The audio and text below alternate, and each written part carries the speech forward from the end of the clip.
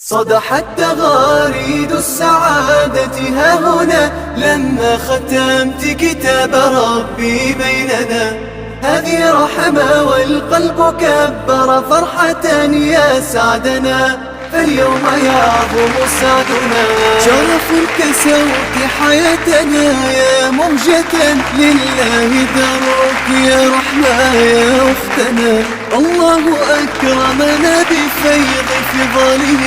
قرآنه منهجنا وعطرنا. فمبارك والدمع يسبق فرحتي، ومبارك اليوم حققت المنى. فمبارك والدمع يسبق فرحتي،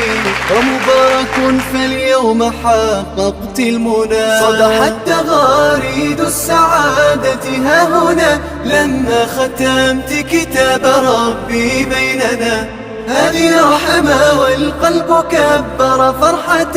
يا سعدنا، فاليوم يا munaasabada aad u boqoran ayaa loo qabanayaa dufcadda labaad ee xifdiga quraanka kariimka ka dhameysay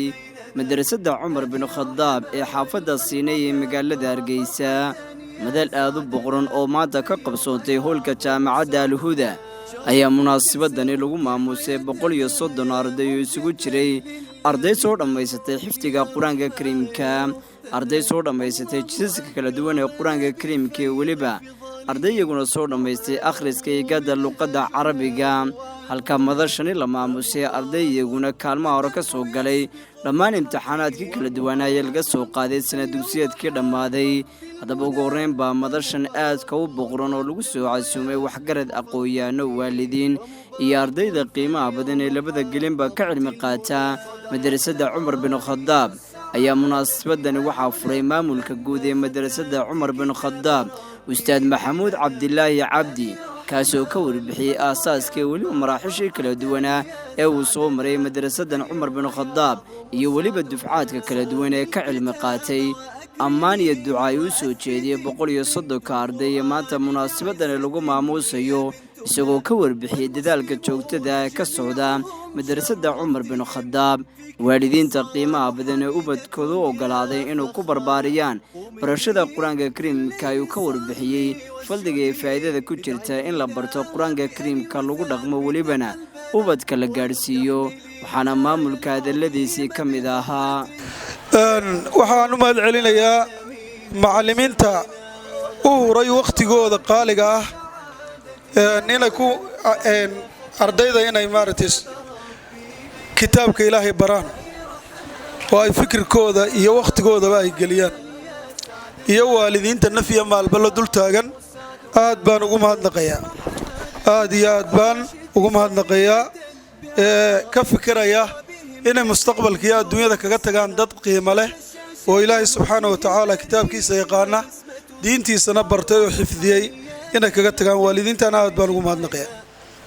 40 arday baa guud ahaan quraanka si toos ah u dhameeyay maanta oo goobta fadhiya. inta xifdiga dhamaystirtay ee laga qaaday waa 10 arday weeyaan, inta kalena waa khatmi weeyaan oo quraanka ay dhamaystireen. insha Allah ta'ala muddo gaaban waxaan rajaynaynaa in ay xifdiyaan iyaguna oo ay dhamaystiraan. marka hore xifdi baan ku dhignaa, laakiin inta loogu celiyo muraajacada ayaa laga qaaday, imtixaanka laga qaadaa 30 jisba oo dib looga tijaabiyaa oo su'aalo laga weydiiyaa. marka waxaan filaynaa ardaydaas insha Allah ta'ala iyaguna inay si dhaqsaa u dhamaystiraan inta u harsan. macallimiinta madrasada waxaan ardayda quraanka dhamaysay ku abaalmarinayna waxaa ka mid ah ardaydoodii ugu horeysay kaalmaha garshay. labada arday ugu horeeyay waxaan u qaadanay macallimiin ayaan u qaadanay inay wax ka dhigaan madrasada. markii aynu eegnay kartidooda iyo hufnaantooda iyo siday maaragtay yihiin. guud ahaan madrasada macallimiinta dhigtaa waa 9 macallin, 5 ka mid ah waa ardaydii madrasadan ka qalin jabisay weeyaan. ardaydii qiimaha badnaa ee ka socday madrasadda Cumar bin Khadaab ayaa intii munaasabadani socotay soo bandhigay bandhiga aqooneed aad u qiimo badan iyo aqoonta kala duwan ay ku soo qaateen gudaha markaska ogani waxaana ardaydan ahaayeen arday tacab iyo dadaal uu ka muuqdo waxaana bandhiga aqooneedkoodii ka mid ahaa afaman ya'lamu annama unzila ilayka min rabbik أنما أنزل إليك من ربك الحق كمن هو أعمى إنما يتذكر أولو الألباب الذين يوفون بعهد الله ولا ينقضون الميثاق والذين يصلون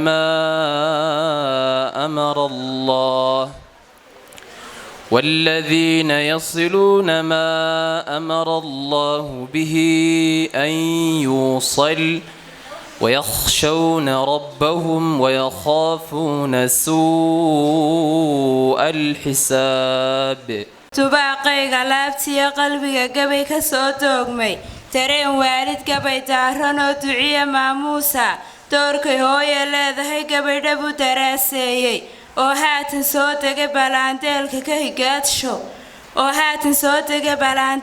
higaadsho noolahaba dulqaad iyo hadduu darajo ruux sheegto dabcisami lagu faanayo deexasho iyo haybad abidaan duugoobin oo lana daboolaynin oo aan abi duugoobin oo diinta lagu sheegay hooyoy adaada u helay dunahaan sharafe si kastoon dadaal iyo waxqabad kuula daba joogo amaba aan xajka kuu diran kugu dawaafsiiyo abaalkaaga dunyo iyo walaada hama gooyaane darsayaan awoodiyo ducaan kuu dalbiyayaaye rabbigay ku darajee macaa labada daaroodba inta wiil dirays loo xidhay qur-aan baranaysa ama sheekh cilmiga daalaco diinta fidinaya iyo duubdhaqmeedkeena jira amaba afwaan doobiya ama wax duruusaha la baro oo dugsiga aada dadka midaad soo dihanin oo adi lagaa duugin amaba aad door muuqda iyo darajo gaadhsiinin dunidaba la-aanta mayman aadan dabadiiye weli waxaan daraasaynayaa waa dulararaade duruufihii aad ila soo martiyo dulucda waadhayda iyo meeshii ay daaranidaanu daadaga duruufaha aad ila soo martiyo dulucda waadhayda iyo meeshii ay daaranidaanu daadaga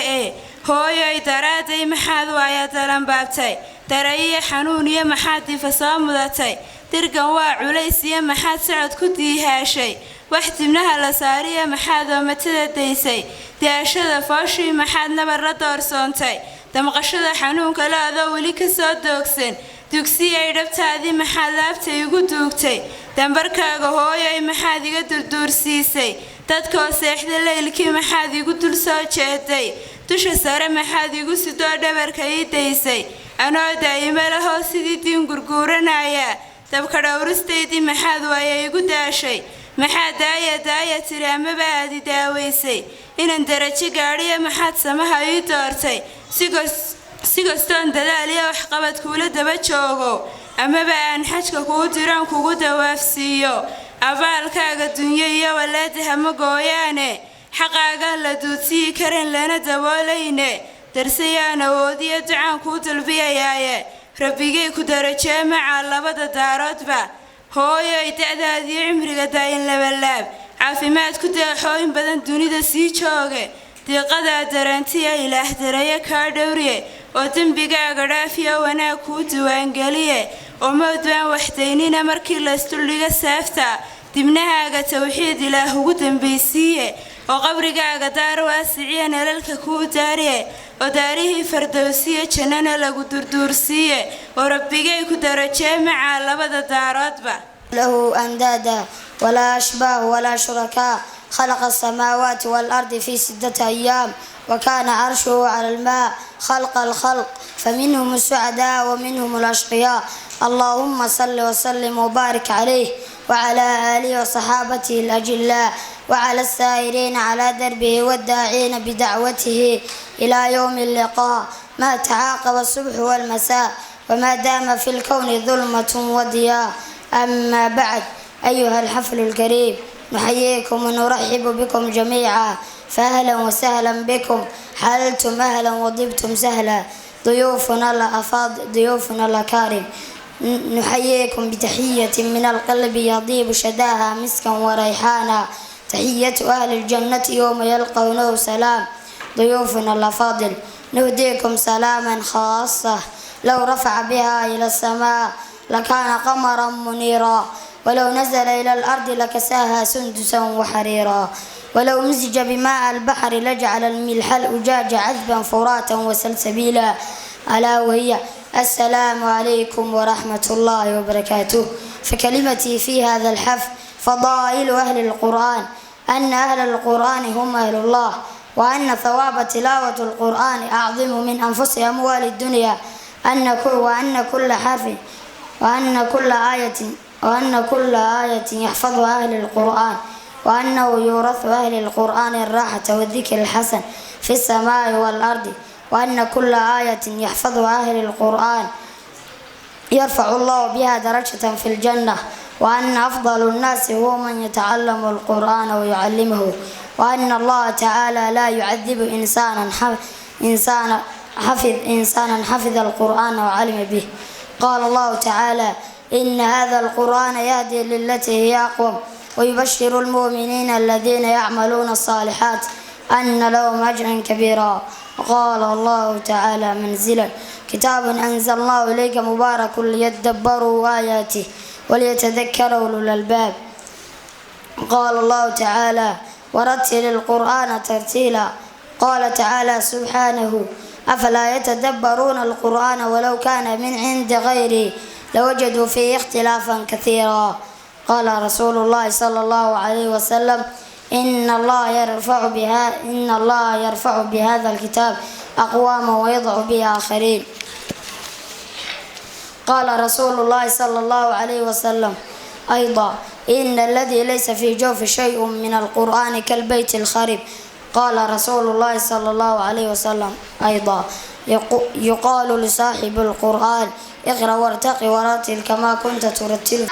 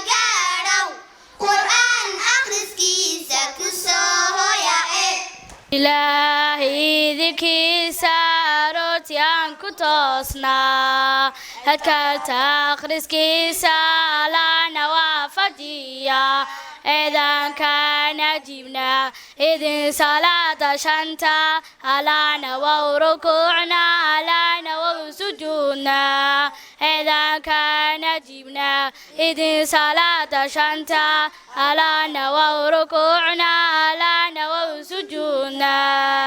إله دوم ذي سار صادسيه أساو سري أحد العميد مجوغي إله دوم ذي سار صادسيه أساو سري أحد العميد مجوغي الواحد الأحد الواحد الصمد الله أكبر وارحمنا نحرسه الواحد الأحد الواحد الصمد الله أكبر وارحمنا نحرسه إلهي ذكي ساروتي عنك تصنع أذكرت أخرسكي سالنا وفديا إذا كان جبنا إذن صلاة شنتا ألانا وركوعنا ألانا وسجودنا إذا كان جبنا إذن صلاة شنتا ألانا وركوعنا ألانا وسجودنا وإلنا رجو إبليس يوتكيس أيان تلاس حساب يوابا المركز هلاي وإلنا رجو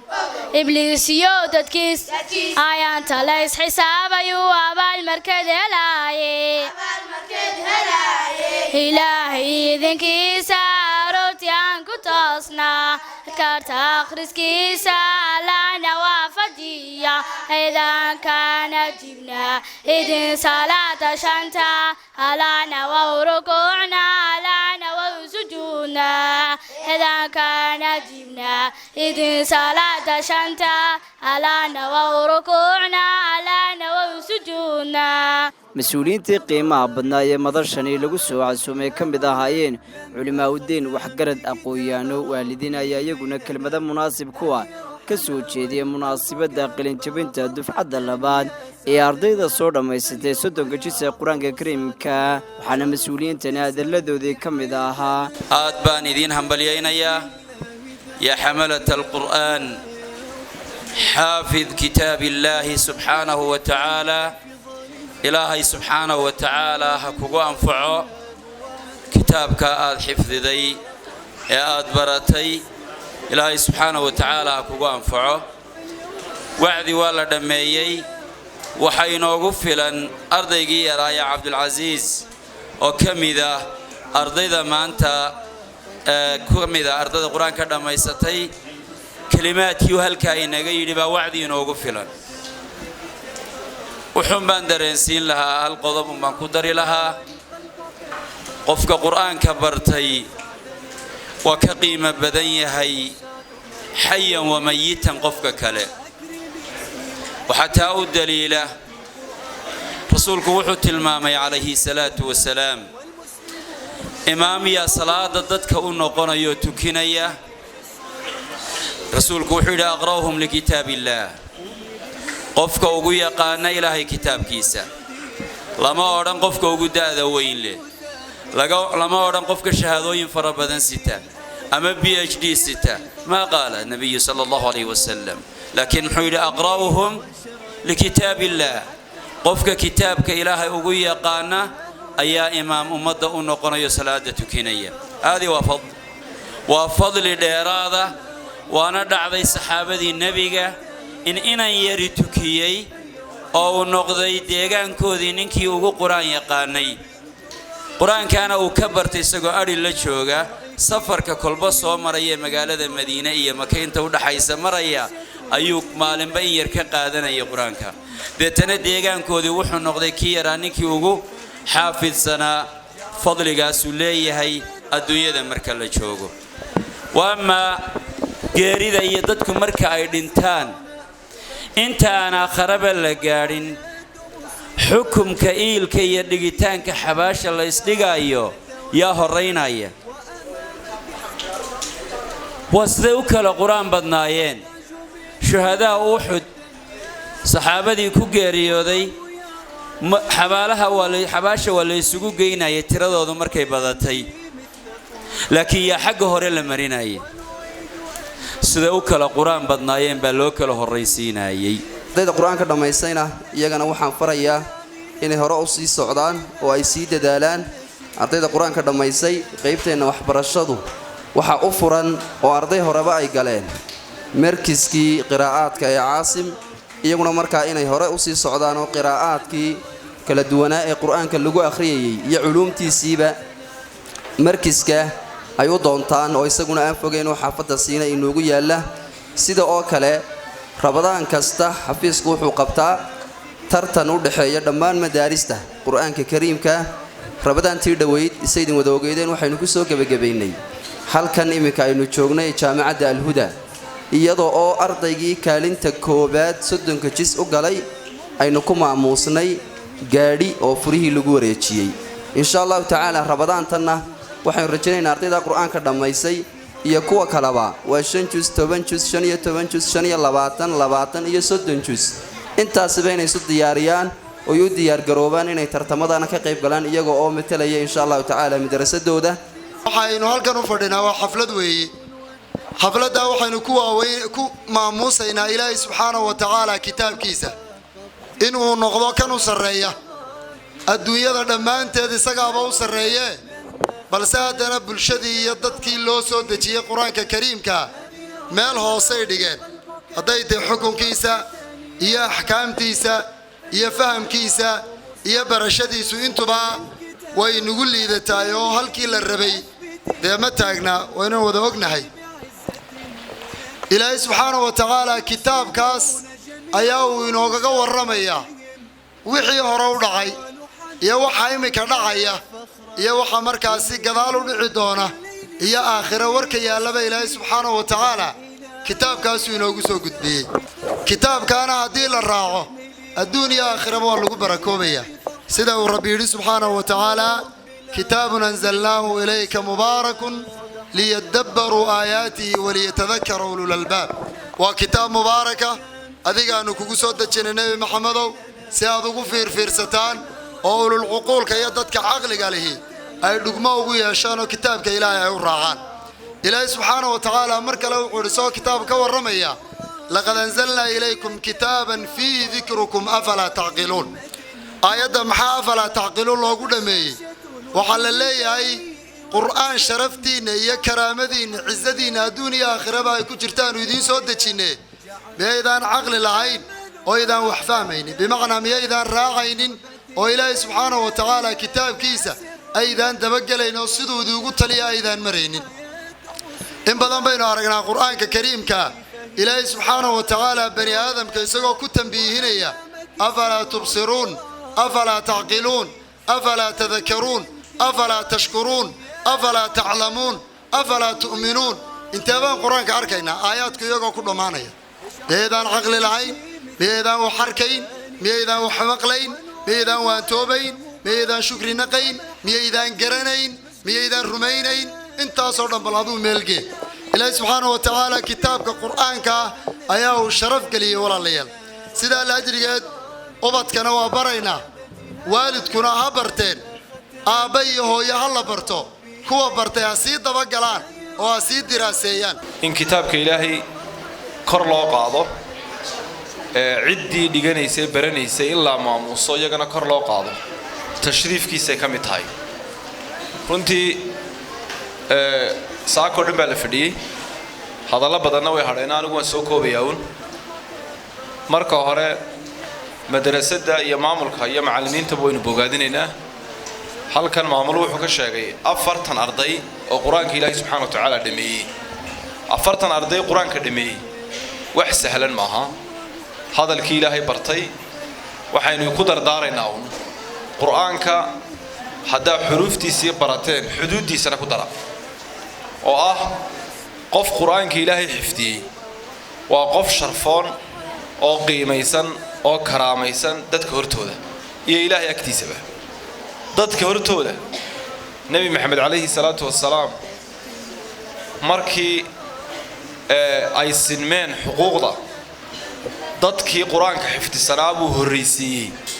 oo uu ka horreysiiyey dadkii aan quraanka xifdisnayn ama aan quraanka aqoonin oo markii ay dhacday qaswatu uxud ee saxaabo badan la laayay markii xabaasha la gelinayay waxa la hormariyay oo iilka la geliyay kuwii quraanka xifdisanaa ama sidii loo kala quraan badnaa baa loo kala horreeyay markii ay dadka muslimiinta taajirkooda iyo faqiirkooda madaxdooda iyo mijahooda masaajidka ay galaanna waxa la hormariyay qofkii quraanka xifdisnaa oo dadka hor galay oo tukiyay marka waa inta ugu fudud ee uu qofku ku fahmi karo 40 arday maanta madrasadan ay soo saartay ee laga daba geynaya ardaydii hore loo soo saaray qiimaha ay leeyihiin waalid iyo qof kasto martiya oo barnaamijka qayb ka ah way faraxti gelinaysaa si gaar ah waxay u faraxti gelinaysaa waalidiinta maanta ubadkooda quraanka ay dhimeeyeen waxaan leenahay hambalyo adduunyadana waa ku sharfay yihiin aakhirana ku sharfay yihiin waxa uu sheegay nabi maxamed calayhi salaatu wassalaam qiyaamaha marka la isu yimaado labada waalid maanta waxa laga yaabaa ilmaha quraanka marka loo diraayo iyo marka iskuulka loo diraayo isku si maaha marka quraanka loo diraayo uu soo taagay oo waa soo noqonaya oo cudurdaar buu wataa wuxuu jecel yahay inaanu yaani waxa weeye tagin waxa uu jecel yahay waqtiga ugu yar inuu ku bixiyo laakiin haddii la yiraahdo iskuulkii baa la tagayaa waxa laga yaabaa isagoo orday inuu tago marka kan iyo kani isku mid ma aha kana ka qiimo badan oo hadalkii Ilaahay buu baranayaa inuu qiimo badan yahay oo waalidkana la rabo inay ku baraarugsanaadaan oo ilmaha iyagu ay hagaan isagu aanu hagin waayo waxa la rabaa haddii waalidka ilmuhu hago ilmahaas ma aflaxo maalinba meel buu ka baxaa hadduu laakiin waalidku isagu ilmaha hago ilmahaas uu sugnaanaya horena wuu soconaya berina wuu natiijiyo guul buu gaadhaya oo marka hore ilmaha in quraanka loo daayo oo iskuul la geynin ilaa ilmuhu quraanka uu dhameeyo ama uu kala baro haddii inta loo daayo labadaba guul buu ka keenayaa ilmuhu oo quraankiina uu baranayaa iskuulkiina uu baranayaa waayo waxa la yiraahaa al-qur'aan miftaaxul culuumi kulliha quraanku waa furaha waxbarashada marka qofka quraanka barta wax walba uu baranayaa wax walba uu fahmayaa wax walbana uu jiirayaa marka hore in carruurta quraanka lagu dadaalo oo quraanka la fahansiiyo oo quraanka ay dhadhawayaan ayaa wanaagsan madrasada iyo maamulkana aad iyo aad bay u mahadsan yihiin macallimiin sidoo kale u mahadsan yihiin si fiican bay u dadaaleen nabi wuxuu sallallahu alayhi wasallam khayrukum man ta'allama al-qur'an wa 'allamahu waxa idinku khayr badan qofka quraanka barta ummadana si bara ee si gudbiya sidoo kale nabi wuxuu ku lahaa sallallahu alayhi wasallam ali ibn abi talib lian yahdi allah bika rajula wahida khayru laka min humr nu'am hal qof oo ilaahay ku hanuuniyo oo daraada ku soo islaama ayaa kaaga khayr badan adduunyada oo dhan yaani geel ugu qiimaha xilligaas marka macallimiinta waxa leenahay hal qof laba qof saddex qof oo wax barteen ayaa idinka khayr badan adduunyada oo dhan iyo wax yaalaba oo qofka cilmiga faafinaya dacwada faafinaya ayaa khayr badan waxa uu duceeyo makhluuq oo dhan u duceynaya ubadka waalidka ka horeeya maadaama waxa la baranayo yahay diinteeni iyo quraankii iyo barashadii waxaan kaloo ardaydan u mari lahaa kelmad kaloo dardaaran ardayda qusaysa barashada cilmiga iyo in loo kordhiyaa waxa ka muhiimsan dabaqaada iyo inuu qofka ardayga ah oo cilmiga uu bartay iyo quraanka uu xambaarsan yahay ay akhlaaqdiisa ka muuqato iyo qiyamkiisa iyo mucaamalaadka uu ka muuqdo waxaan kaloo ku soo dhaweynayaa mar labaad jaamacadda al-huda dhismahan wuxuu ka mid yahay hay'adda al-huda ayaa waxa ugu deeqday hayaanka waxbarashada qaybta uu ka yahay maxadkan Usmaan ibn Umar bin Khadaab madrasada Umar bin Khadaab waa qayb ka mid ah dhamaystirka hayaanka waxbarashada jaamacaddan al-huda sidoo kale waxaan uga faa'iideysan lahaa jaaniska ciddii danaynaysa dhamaystirka hayaankaasi waliba khaasatan waalidku inay gaarsiiyaan fariintaasi inay jaamacadda ugu tala gashay hay'addu in looga faa'iideysto waxbarashada heerka sare khaasatan waxa ka mid ah kuuliyadda daraasaadka shariica islaamiya iyo Islamic Studies waxaan ugu hambalyeelaa mar labaad iyo mar saddexaad dhamaystirkaasi hayaankoogaasi waxbarasho iyo inaan ku dardaariyo kelmadeydan ku soo koobayo inay sii wadaan haddii la yiraahdo gunaanadkii munaasabadani markii la soo gaaray waxaa munaasabadani la maamushay dufcadda labaad ee maanta soo xifdiday soddonka jis ee qur-aanka kariimka ardaydana ayaa dhigooda kale ku soo dhaafay dadaal iyo karti ay soo geliyeen muddo sannada xifdiga qur-aanka kariimka waxaana maamulku siiyey shahaadada xifdiga qur-aanka kariimka ee weliba abaalmarino aan la soo koobi karin halka madashani la maamusay ardaydii sanad dugsiyeedkii kaalmaha hore ka soo galay dhammaan imtixaanaadkii kala duwanaa ee laga soo qaaday fasalada kala duwan ee madrasadda Cumar bin Khadaab sidoo kale madashani waxaa la maamusay arday iyaguna soo dhammaystay xifdinta jisaska kala duwan ee qur-aanka kariimka halkaas sidoo kale madashani la maamusay ardaydii soo dhammaysatay akhrinta iyo qorista higaada luqadda carabiga sidoo kale maamulka Cumar bin Khadaab ayaa dhankiisa maamusay waalidiintii sida agarlaanta u soo barbar istaagay sanad dugsiyeedkii dhammaaday halka ardayda qiimaha badan iyaga iyo weliba waalidiintoodu ay dhankooda kala maamuseen maamulkoodii weliba macallimiintoodii jaaliga ka soo saaray isla markaana baray xifdiga qur-aanka kariimka madrasadda Cumar bin Khadaab ayaa ka mid ah maraakista faca ballaadhan ee hay'adda Al-Huda ay gacanta ku hayso isla markaana ku yaala magaalada Hargeysa kuwaasoo sanad kasta lagu barbaariyo arday kala duwan xifdiga qur-aanka kariimka iibsanayaan warbaahinta nolosha islaamka Hargeysa ma doonaysaa inaad ka mid noqoto warbaahinta nolosha islaamka isla markaana aad hesho muxaadaraad iyo waliba barnaamijyo diin iyo aakhiradaada ku xasuusinaya warbaahinta nolosha islaamka waa warbaahin ka shaqeysa arrimaha dacwadda isla markaana leh adeegyada baraha bulshada moobilkaaga gacanta ayaad kala socon doontaa warbaahinta nolosha islaamka fadlan ka mid noqo warbaahinta nolosha islaamka haddaba waxaad ku xidhnaataa adeegyada baraha bulshada sida Facebooka, TikToka, Twitterka, YouTubeka, Instagramka